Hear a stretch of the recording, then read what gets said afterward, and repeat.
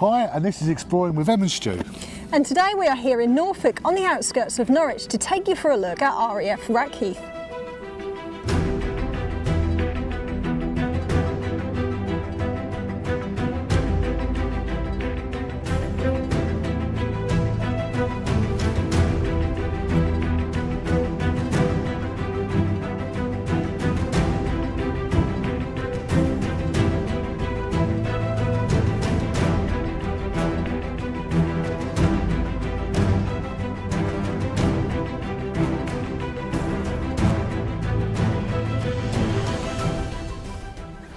So, like a lot of airfields built around the outskirts of Norwich during World War II, Rackheath was built for the United States Army Air Force.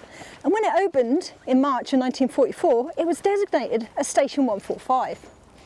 The only unit to occupy the site was the 467th Bomb Group, and they arrived with their B-24 Liberators. So under the command of Colonel Albert Showers as part of the 8th Army Air Force, they developed quite a formidable reputation. The Rackheath Aggies, as they were known, carried out 212 missions and actually achieved the highest rate of bombing accuracy in all the 8th Army Air Force. The airfield was constructed to a standard Class 8 design intended to be used by heavy bombers and consisted of 3 runways. It had 2 large T2 hangars, as well as parking for 50 aircrafts and all the buildings that you'll need to operate an airfield of this size. And here comes Emma on a very, very muddy field doing her introduction. Absolutely, yeah. So we're here to have a little look at what we can find remaining from this airfield. Now, of course, it has all the usual components that you find in these sort of airfields. We know we've got the technical sites, we've got the communal sites, accommodation sites, we've got, thankfully, a control tower we'll take you for a little look at in a minute, bomb stores, all the sort of normal stuff that you'd expect to find. Yeah, but it is quite sad because we've obviously been here before, done a scan of the area, had a quick look around, and it's quite sad on how much is now missing. It is, yeah, absolutely. When they built the new road a few years back, they did demolish quite a lot of the rather significant structures. Yeah. But there is, in fact, no less than 13 sites dispersed all around the outskirts of the runways, which we've obviously got just behind us here. And some of them are on private land. Like I said, some have been demolished, but we're going to take you for a little look at as much as we can of these sites, hopefully. So come along with us and hope you enjoy it.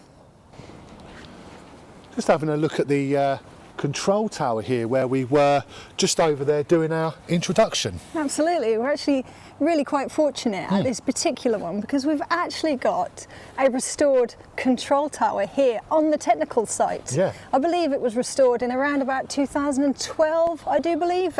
We think it's now just used as offices, don't we? But they've done really a lovely job. Quite an impressive job, and if only more of these airfields would actually do this to their control towers, we'd have a lot more to look at, I think, wouldn't we?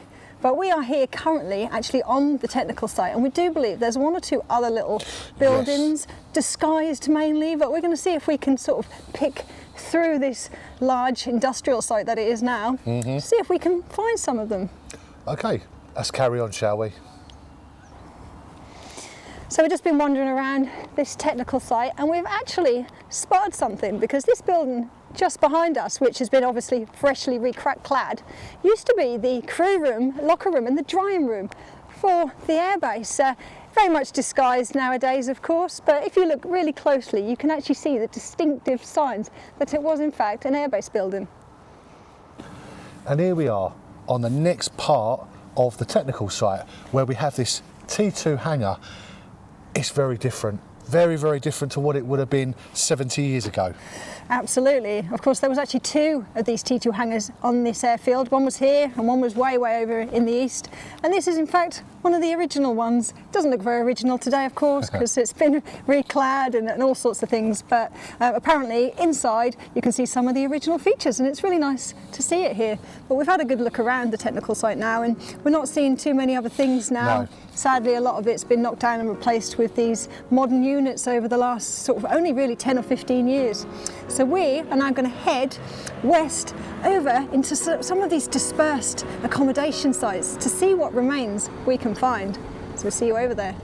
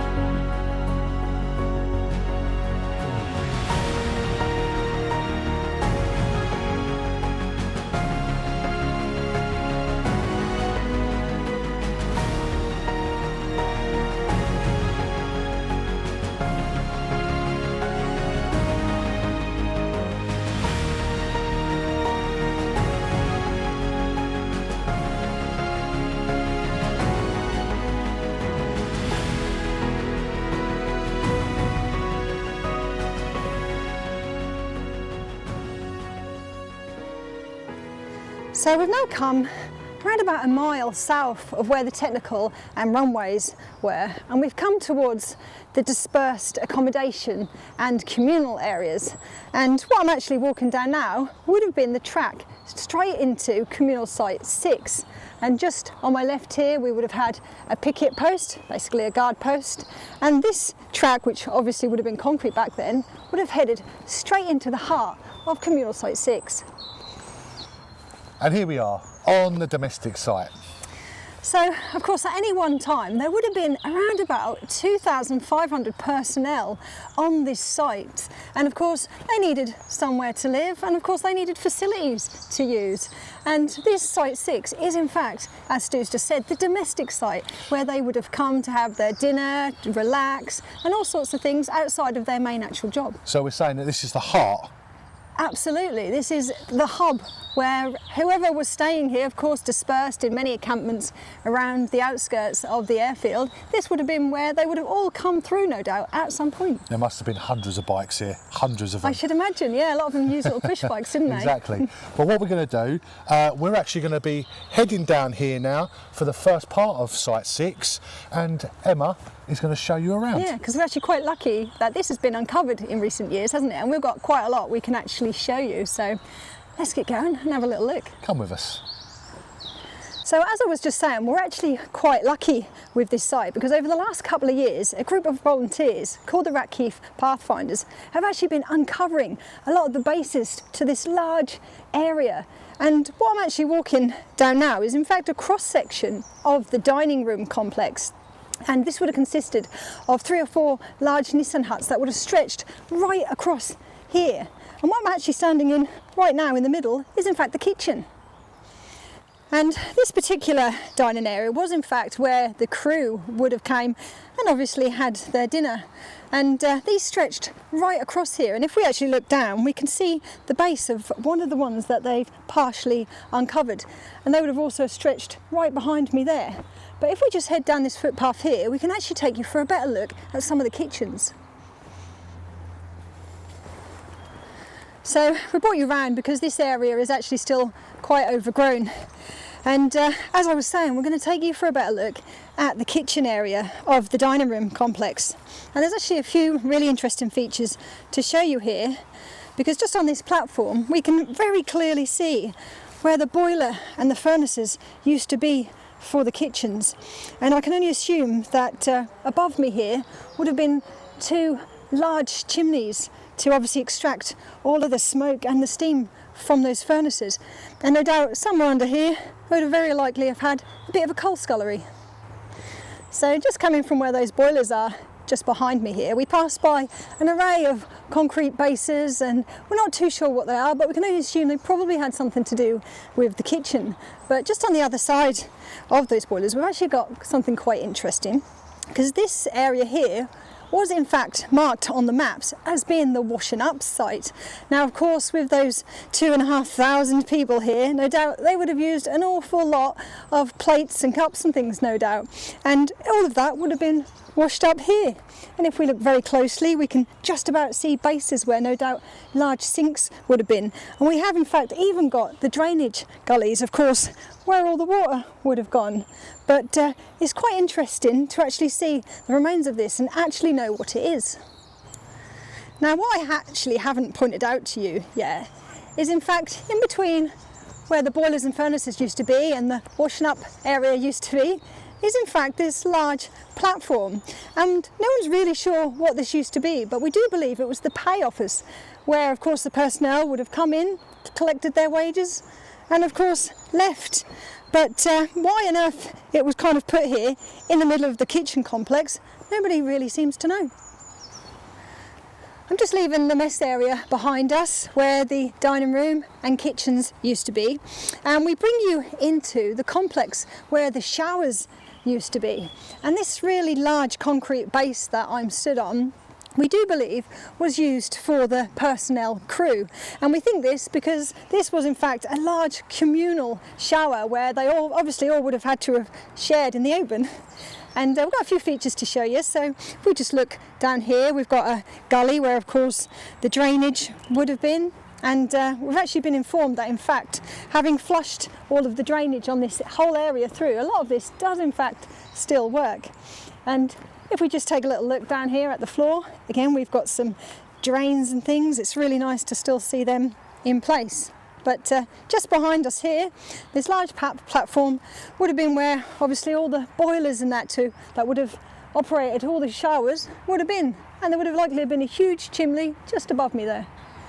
So just leaving the crew showers there behind us, we actually come down this path and we bring you into yet another shower room, because of course officers and crew would have had their own individual showers, and we can actually bring you through the door here, and if we just look up here, we can see it says officers and sergeants showers.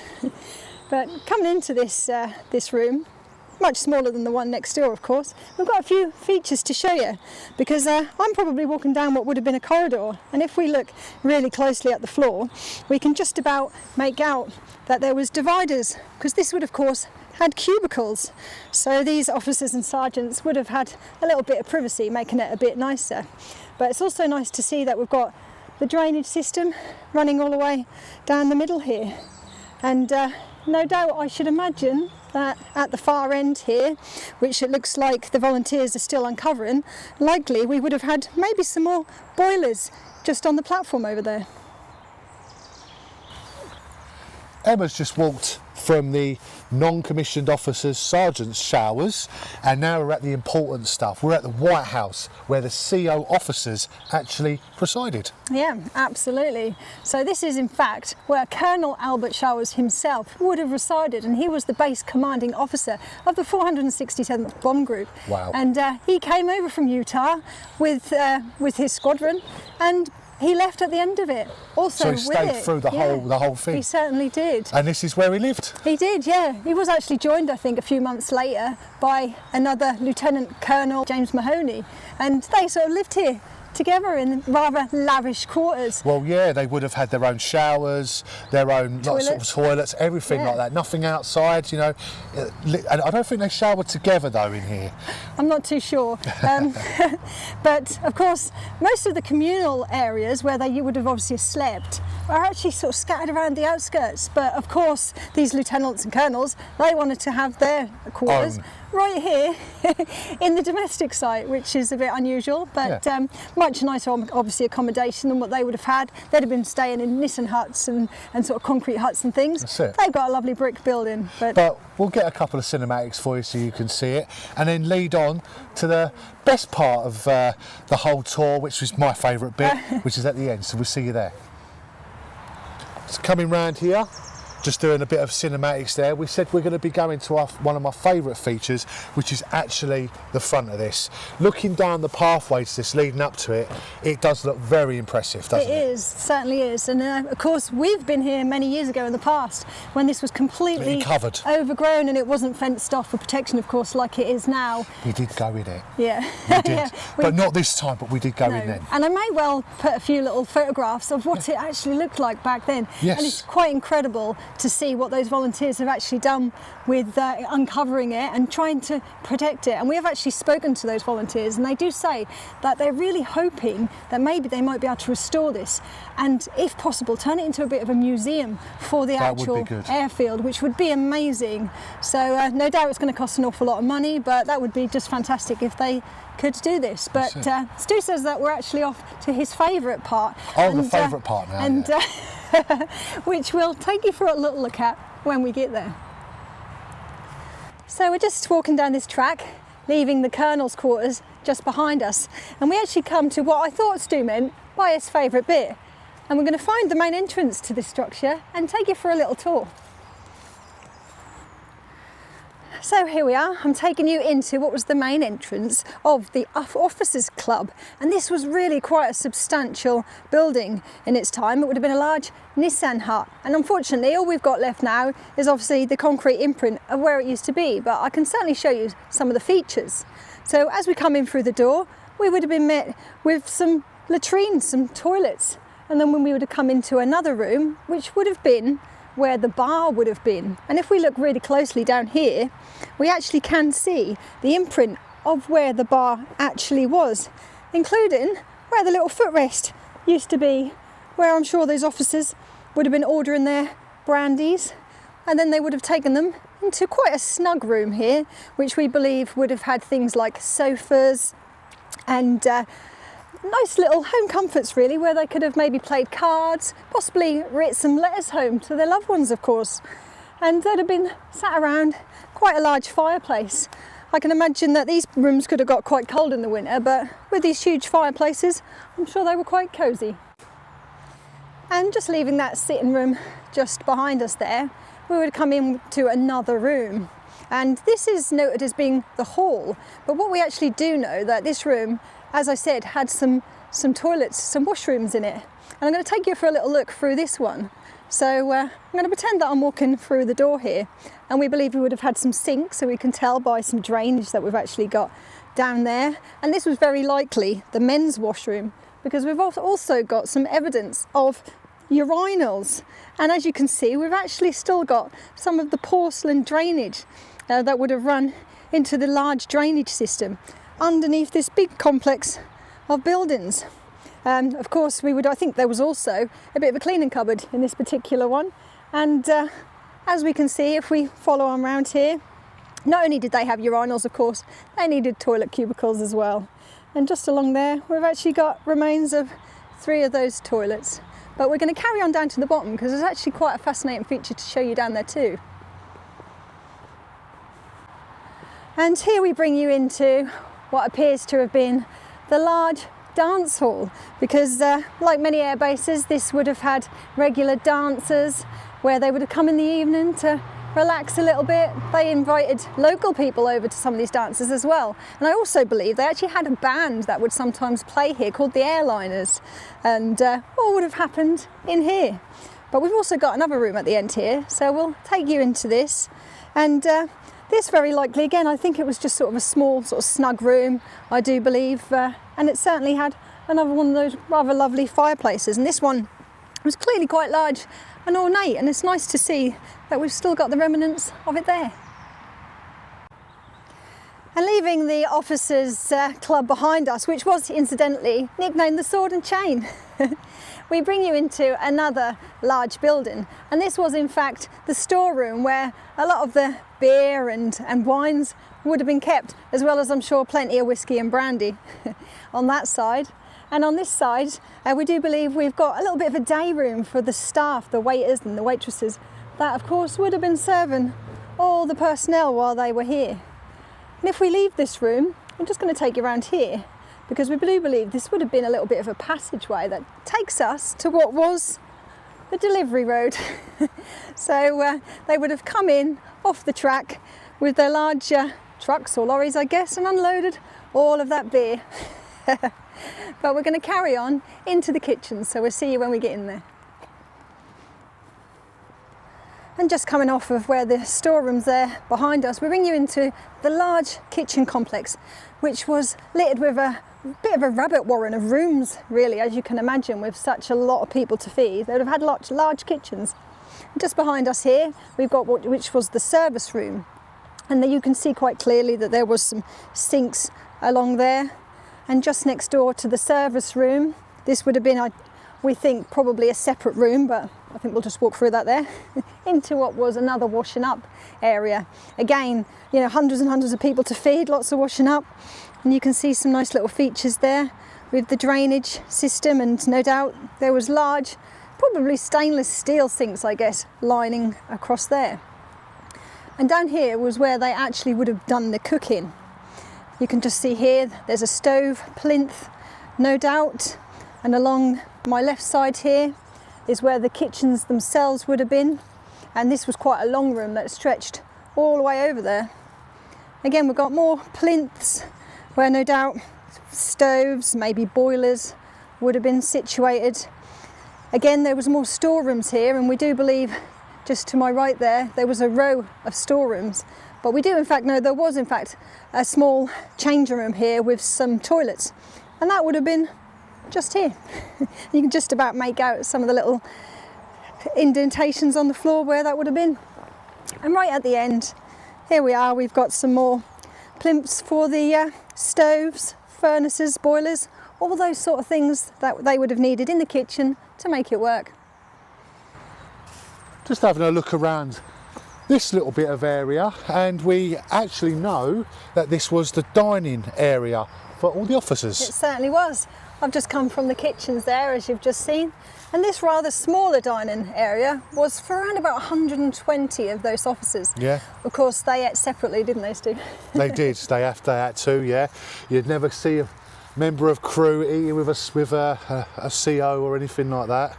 So, but there, this is quite amazing, really, and you can see where the interlink from the pub, the Sword and Chain, would come into where you could have your grub, and then obviously you've got another passageway just here leading into the rather large kitchens. Yes, yeah.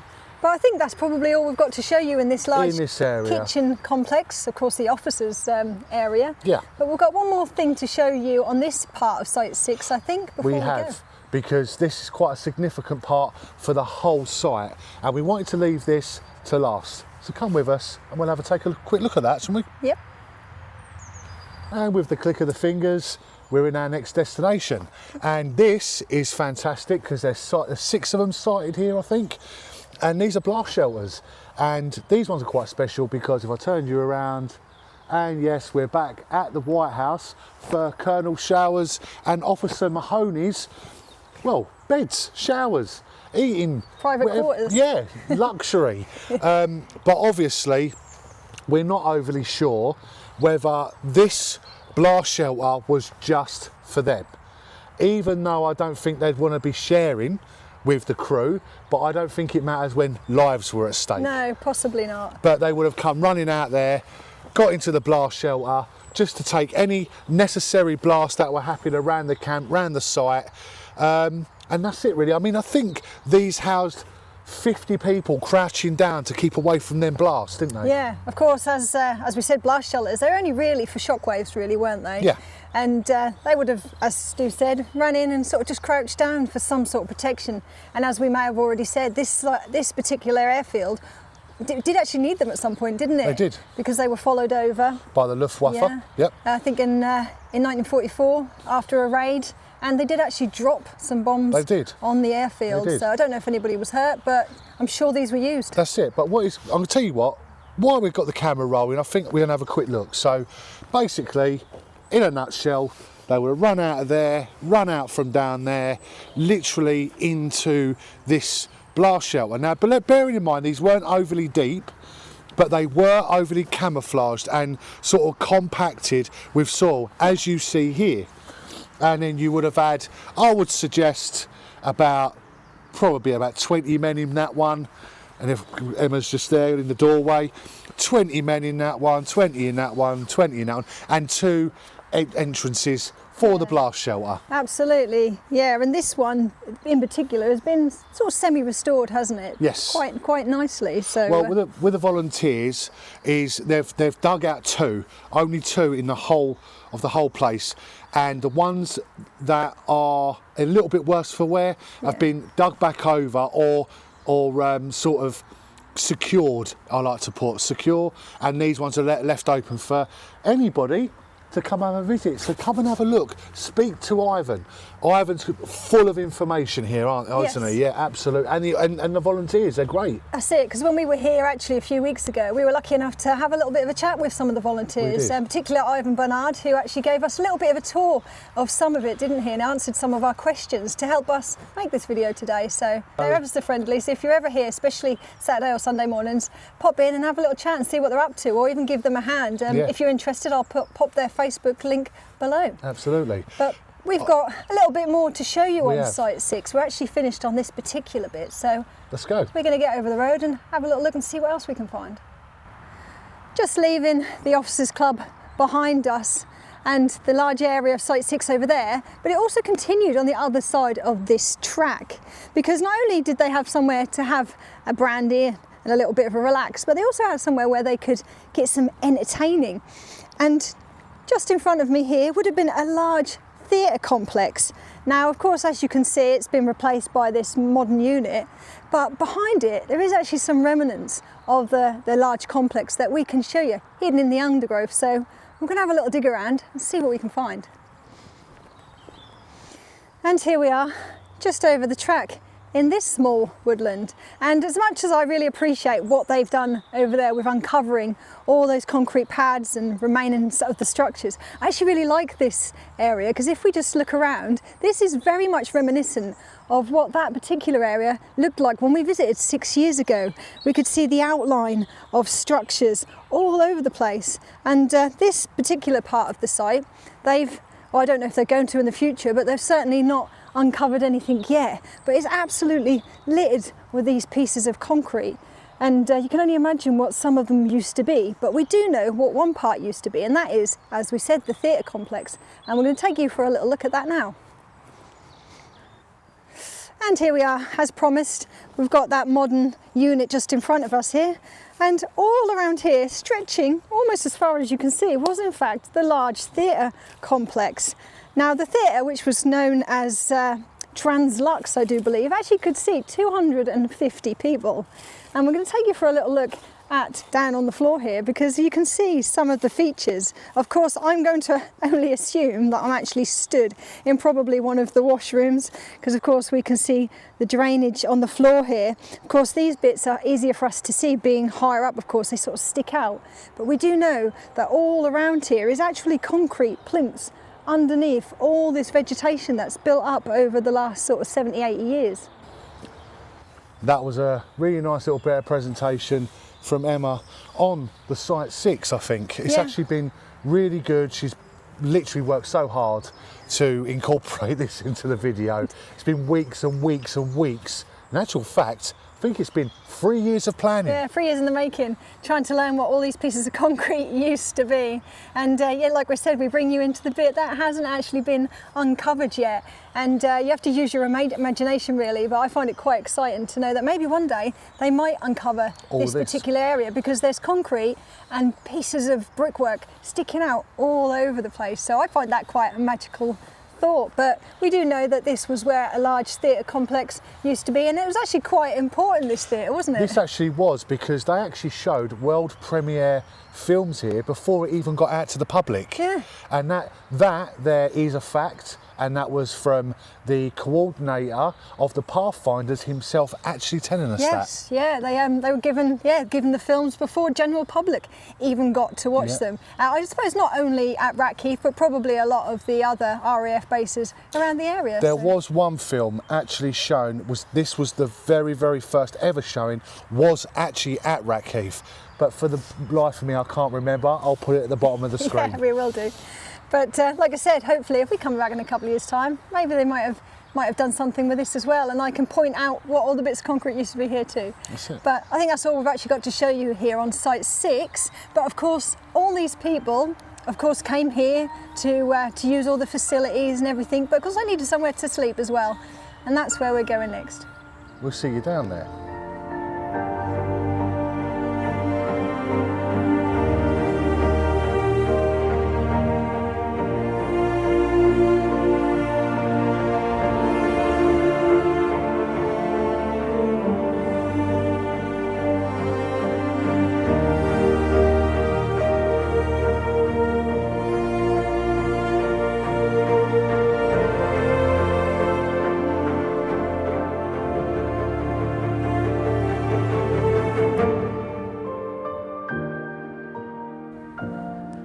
So we're just leaving Site 6 just behind us there, not too far. And as we were saying, all of the personnel that was stationed here, of course, they needed somewhere to live while they were on site. And these were set up in numerous encampments that were all over the area here. Sadly, most of which are now inaccessible, being on private land or in most cases demolished. But we have in fact got one site, which was Site 5, that we can actually take you for a little look at some of the remnants. And here we are, we're on Site 5, Emma's just explained where we're going to be. She just walked down that track, giving a little bit of introduction to explain what this place is. Yeah, so I believe that the track that I've walked down, what would have been a track, would have led right into the heart of Communal Site 5 or Accommodation Site 5. Now sadly, like with a lot of the accommodation sites around this area, they've been severed by the building of this road, and a lot of it of course was lost and demolished during that time. But for some reason, some of this site, they seem to have left a few little bits and pieces in place, rather neglected of course and sort of semi-ruinous, but they are actually still there and we do know what they were, don't we? We do. So come with me and we'll have a little rummage and we'll see what we can find for you. So here we are at the next part of Site 5. Now this is a secret little part that no one comes to. It is literally in the overgrowth, literally, isn't it? Certainly nobody's come here for quite a few years by the looks of it, but like we said, a lot of Site 5 was lost, but for some reason the east part of it seems to still have a few bits and pieces, and it's quite close to some industrial units that of course are still being used. But right now we're actually stood right in the middle of the fuel compound for this site. And I do believe that a lot of the sites had their own fuel compound. Now by that we're talking about things like coal and wood and things like that, of course, all the sort of types of fuel they would have needed for all the huts, as well as we've got an electrical house just behind us, which we'll take you for a little look at before, and no doubt that would have helped to fuel those sort of things. But what we'll do is, while we're on the camera, we'll have a look around. I mean, as you can see, it's been completely caked up with loads of rubbish from the original site, which is just through there. What's that building called? Do you remember what it was called? Just to my right there, we've actually got a standby set house, and we're going to try and take you for a little closer look in a minute. No doubt that's probably why this fuel compound, because it's quite close to it, and standby set house of course is big generators for backup generators for the site. But this structure is basically a compound, as the name suggests, and it would have had a fence around the top of it. Barbed wire fence, and the barbed wire fence metal holders, or grabbers, whatever you want to call it really, would have stood about 2 metres high, then barbed wire put round, and eventually an entrance gate maybe. I think it had, well, it had at least one gate, possibly two, but it's quite a large compound with a concrete floor. I mean, not really an awful lot to show you. Of course, all of this debris and flight even basically has obviously come from the units that have used it for storage over the years, but it's quite significant, so we thought it was worth showing you. So Stu's given me the camera so I can take you for a little explore through all the bushes here, and we've just got that fuel compound just behind us here, but I wanted to show you just through this fence, because I'll try my best to show you anyway, because that building just there is in fact the standby set house, and like I was saying, it would have made backup electric for the base if they ever had obviously any problems with the mains electric. And we're going to try and get a little bit closer if we can around the other side to take you for a better look. So we've just popped round to the other part of the site, because I promised I was going to take you for a look at this standby set house that we've just got behind us, and it actually looks quite original, doesn't it? And relatively complete. Of course it's being used for something else like much of this, but it's quite cool. I think it's probably the largest complete building that looks original that I think they've actually got at Rackheath, isn't it? But wanted to take you for a quick look. We'll insert some slightly closer shots and then we'll get back round to Site 5 to continue showing you some of the bits and pieces there. So there we are, just a very quick look at that structure. It's a shame we can't actually get access to it because it's actually quite substantial, and I'm sure it's probably got some original features, even though it's clearly being used for other things sort of since the airbase closed down. But I'm going to head back through the compound now and meet up with Stu, because we've still got plenty of other ruinous structures to show you in Site 5. And I'm just following some of these tracks here, because we've actually got concrete tracks that sort of crisscross this area that have been exposed in most recent times, I do believe. But just beyond the fuel compound there, we've actually brought you to a blast shelter. Now, of course, these accommodation sites would have been covered in some sort of shelters. At Rackheath, they were blast shelters. At some places, of course, they were stanton shelters. But I imagine there was about 6 of these. But this one, of course, has had no sort of restoration done on it or anything. It's exactly how the other one would have been, no doubt, when they first found it. Yeah, we can't get in it, sadly, because it's too overgrown, but we thought it was worth showing you. Just south of the fuel compound behind us, as I think I've already mentioned, we've actually got what was called an M&E plinth, an electrical and mechanical plinth. And these were basically transmitters that sent the electric all around the site. And again, most of the camps would have had one. I'm going to try and see if I can take you for a slightly better look around the other side, because unfortunately it's a bit overgrown here, but they're quite common and it's nice to see one here. So here I brought you around the back of this M&E plinth, and I know it's even more overgrown around the back here, but we can in fact get into it, and I'm going to give you a little bit of an explore. So this is going to be a little bit of a raw explore for you, but it seemed a shame not to at least show you, because there's actually some nice features in here, because you can just about see that, unfortunately, through the glare. We think we've actually got the original gate for it, and I imagine it probably would have said something like danger written on here or something, which is quite nice, and you can see where it would have been originally hung just here by these bolts. And actually when we came 6 years ago, there was actually a sign still mounted here, and I did take a picture of it back then, but unfortunately it seems to have gone walkabout since then. But we'll take you for a quick peek inside, because as always with these structures, there's really nothing to see other than the usual tree growing out of the middle. If we look very closely down the bottom here, we can actually see what looks like a bit of a stand where some equipment very likely would have been mounted. But of course, everything that would have been in here once upon a time has been removed long ago, and that's about all we've got to show you now is an empty compound. So there we have it, a really quick tour of this M&E plinth. And like I was saying, these would have been scattered all throughout the airbase. I think just about every accommodation and communal site probably would have had one, but I think this is possibly the only remaining one that we can actually get to today. You may have well seen actually a little photograph of one that we found on another site, but we'll get to that one in a little while and explain to you a bit about that. But I think for now, I'm going to get back out here and try and find Stu. Emma's just come out of the M&E plinth there, and I hope she gave you a nice little view. Not much to see, unfortunately, but yeah, it was enough. That's it.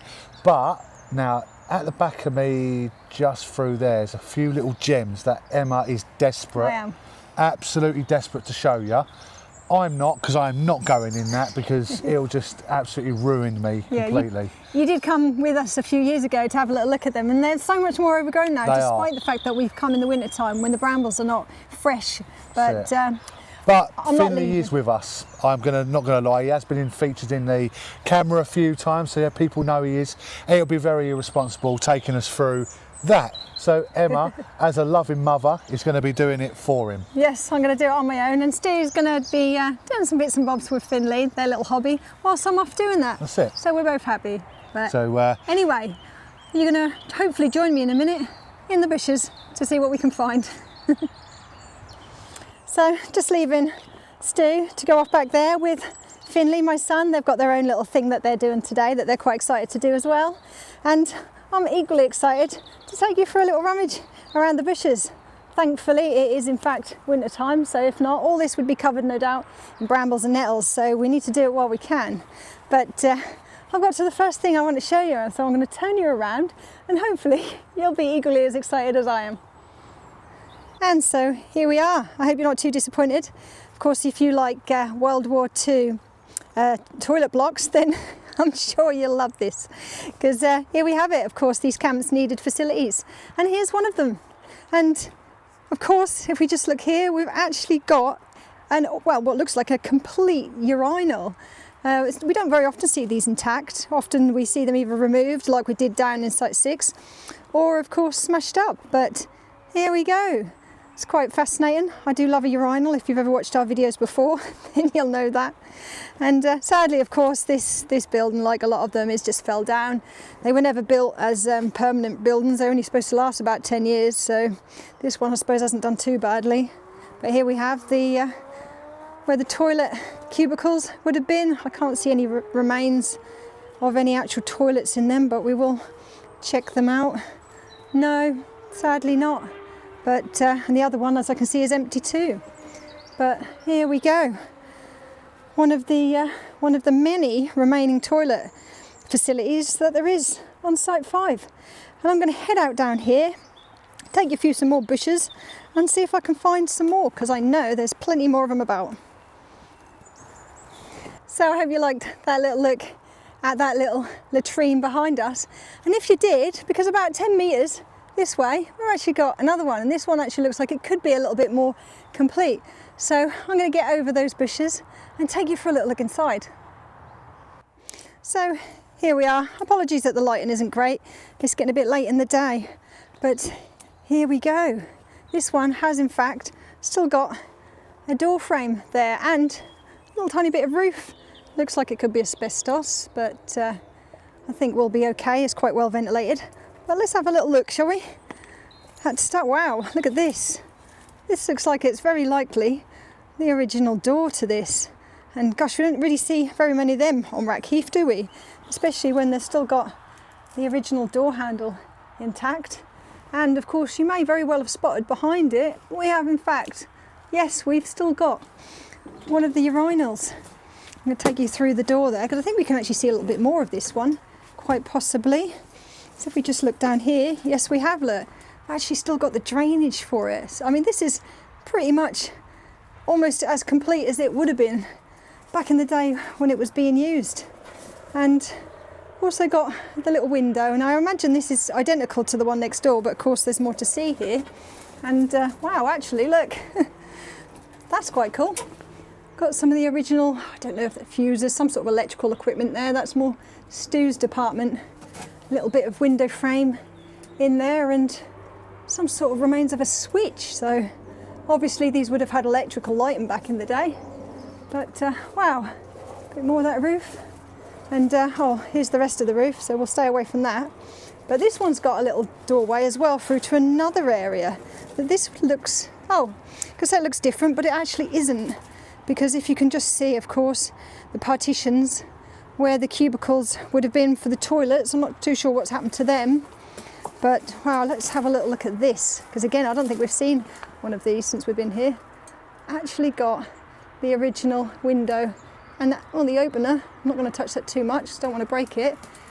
But it's actually still there. So sadly, this one is actually missing its south wall. It might be easier for me to go out that way. But there we go. There's inside this toilet block in Site 5. And here we are.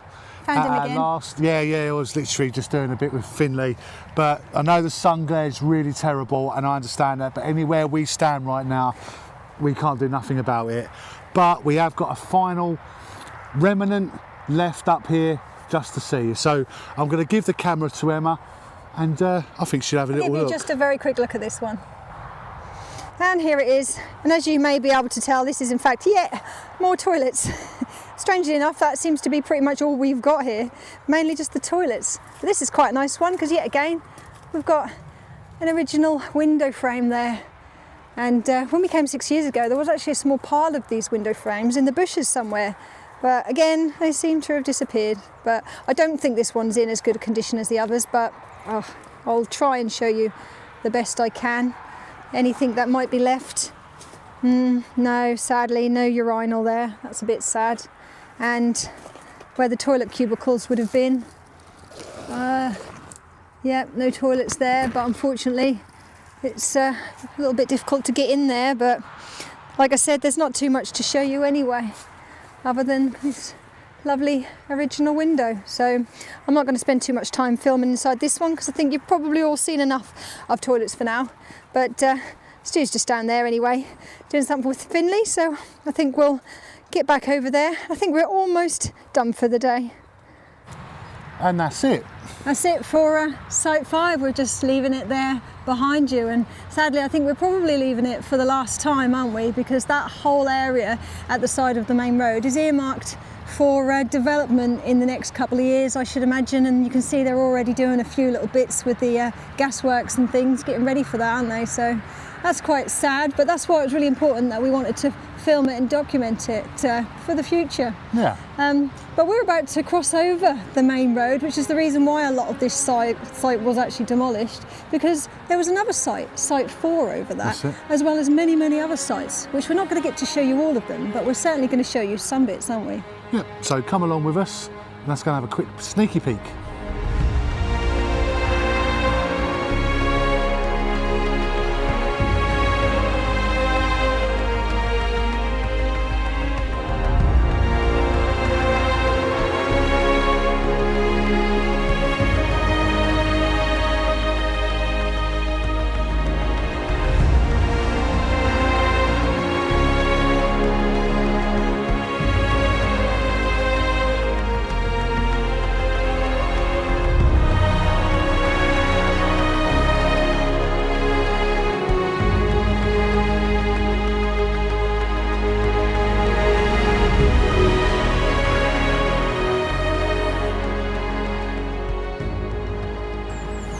So we've just walked over from site 5 and now we're in site 4. We certainly are. There's so many sites. And this is incredibly different to what it would have been back then. Sadly, of course, with the addition to the new roads that they built not too many years ago, a lot of this area actually got demolished, didn't it? And there was quite a lot of original buildings. This is a communal site, and we would have had buildings such as a large gymnasium, which again was here up until just a few years ago. Ration stores. We would have had tailors, barber shops. That's it, and obviously a few of those sort of accommodation huts would have been here as well as plenty of other buildings. But now, sadly, we're left with almost nothing. But we still wanted to give you a little look. But we're going to let Emma show you a few remnants that are remaining that don't look exactly old, but quite modern, even though they're not. That's it. If you look very closely, you can tell. Okay, let's go. So, as we were saying, there's not an awful lot left to see here now, and some people can easily pass by what looks like a relatively modern bungalow and mistaking it for exactly that. But in fact, if you look very closely, you can see that this building isn't actually as new as you'd think. Well, not all of it anyway. And according to the maps that we've looked at, this is very likely where the barbers and the tailors used to be. And we can sort of tell, if we look really closely, that the bit that's in the middle very much looks like that's probably the structures from back then. It went on to be used by, we believe, the workmen who were constructing the road and officers and all sorts of things since then. But yeah, we do believe this is an original building from the airbase. And just leaving that bungalow just to my right here, we've actually got one last structure to show you, and this one is actually quite a cool one. Because we do in fact have the original picket post from this particular site. Now, a picket post was basically a guard post, and pretty much every one of these accommodation and communal sites would have had one to check who was coming in and out of each area. And here we have it. It's looking a little bit worse for wear these days, sadly, but it's still nice to see it just about standing there.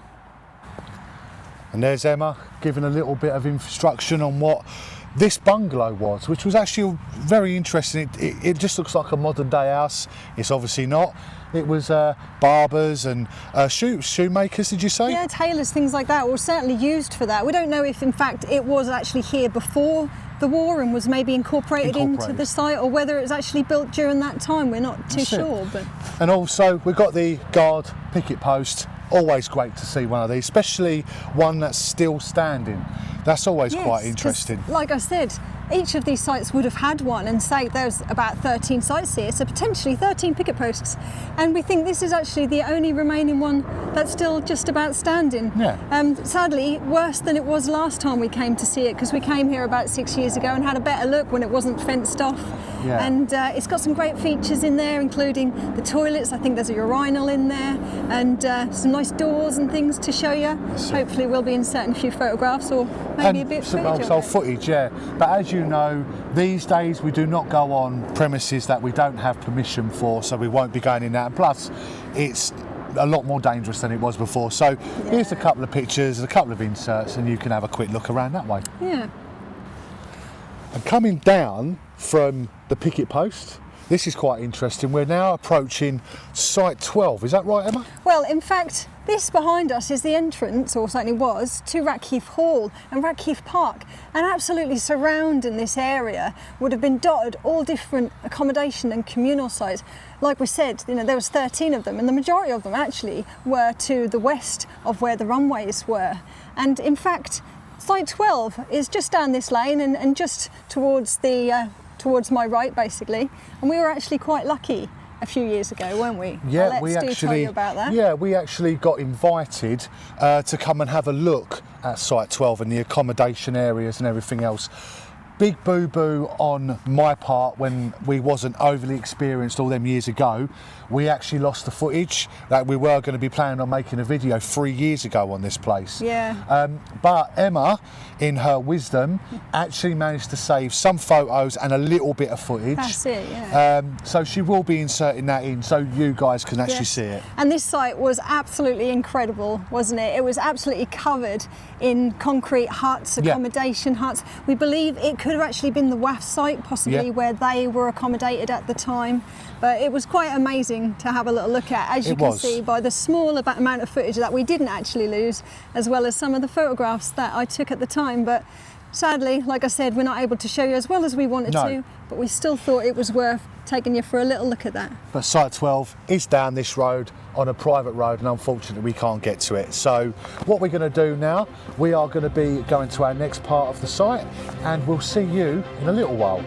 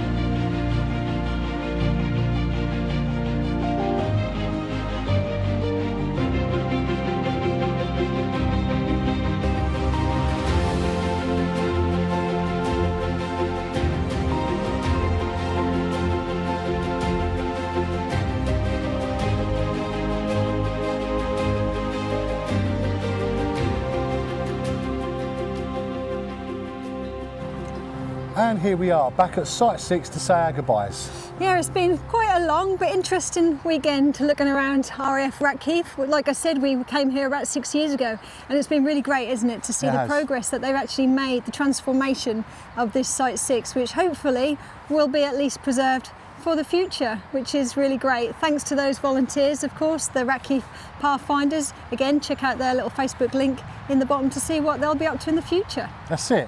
And if you have liked the video, please consider liking and subscribing. It really helps the channel grow, and also it allows us to build more content for you. Absolutely, and don't forget, of course, we've been to many other RAF bases, so we'd really like you to take a look at that as well. But a special thanks, of course, to our Patreons who give us that little bit of support every month so that we can continue to come back numerous times in some cases to show these places to you. And if you're interested in joining them and supporting us as well, then we'll pop a little link in the description below. And thank you very much for everyone that's watched. It's been fantastic. And it's a sad day, but also been a fantastic weekend. It is a sad day because some of these buildings we'll probably never see again, but hopefully we did a better job this time. That's it.